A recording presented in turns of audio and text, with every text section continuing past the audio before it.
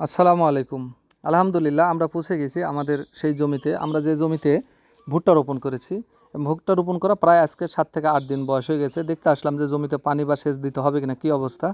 যাই হোক, আমরা জমিতে আসলাম, আসার পরে জমিতে দেখতেছি জমিতে সেচ দেওয়ার প্রয়োজন খুবই গুরুত্বপূর্ণ। কী জন্য? গাছ একটু বড় হয়েছে, এখন গাছ অলরেডি আপনার এক ধরনের পোকার আক্রমণ হয়েছে, পাতা খেয়ে নিয়েছে। পাশাপাশি দেখতেছি যে আপনার যেটাকে বলা হয় আমরা কাঠবিড়ালি বলা হয়, এটাও দেখলাম যে কিছু আপনার গাছ উপরা উপরা ফেলা দিয়ে দিছে।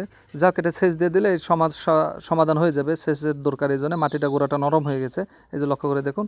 এবং এরপরে সেচ দেবো, সেচ দেওয়ার পরেই এই গাছগুলো আলহামদুলিল্লাহ খুব দ্রুতই বড় হয়ে যাবে। এগুলো বড় হলে আমরা গরুকে খাওয়াবো, হ্যাঁ ইনশাল্লাহ। আমরা সেই জমিতে আপনাদেরকে নিয়ে যাব ইনশাল্লাহ, এবং আজ থেকে 15-20 দিন পরে আপনাদেরকে নিয়ে যাচ্ছি আমাদের সেই জমিতে ইনশাল্লাহ। আসসালামু আলাইকুম। আলহামদুলিল্লাহ আমাদের ভুট্টা খেতেছে। এই ভুট্টা আমরা চাষ করেছি শুধু গরুকে খাবারের জন্যে। এই ভুট্টা আমরা আপনার গরু খাবারের জন্য এই ভুট্টা চাষ। এই ভুট্টা যে আমরা বাজারে বিক্রি করবো সেজন্য করি নাই। এই গাছগুলো যে আলহামদুলিল্লাহ হয়েছে, এখনও এটা বাড়ায় নাই, লক্ষ্য করে দেখেন আপনাদেরকে।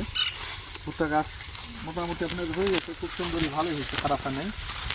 মোটা গাঁথা হয়েছে, সেচ দেওয়া হয়েছে কয়েকদিন আগে, যে সারের রস সেচও আছে। এই যখন আপনার এই মাছ দিয়ে যখন আমাদের এই সাইজের যখন কেবল কলি বাড়াবে, ঠিক তখনই আমরা এই গোড়া পেরে কাটা শুরু করব, এবং প্রতিদিন 2 থেকে 3 লাইন করে কাটবো। এখানে আমাদের বেশি না, এখানে আমাদের প্রায় 20 কাটা, অর্থাৎ 1 বিঘার মতন আছে এখানে। হ্যাঁ, এটা কাটবো আর নিয়ে যায় গরুকে খাওয়াবো। এটা যখন কাটবো তখন আমরা গোড়া পেরে কাটবো এটা।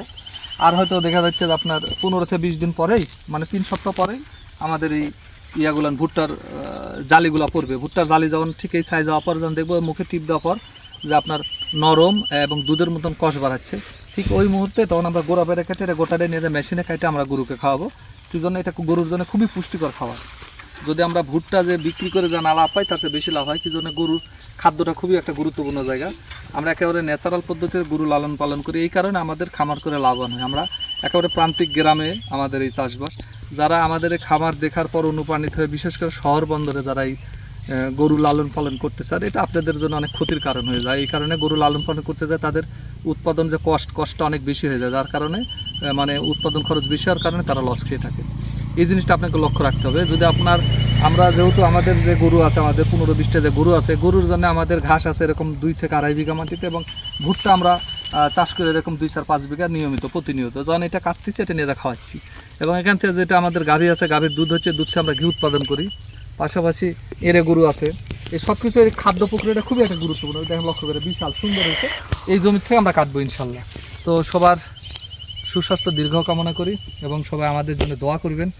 আমরা আপনাদের জন্য দোয়া করি, এবং আমাদের খামারের জন্য দোয়া করবেন। এ পর্যন্ত আজকের মতো বিদায়। আসসালামু আলাইকুম।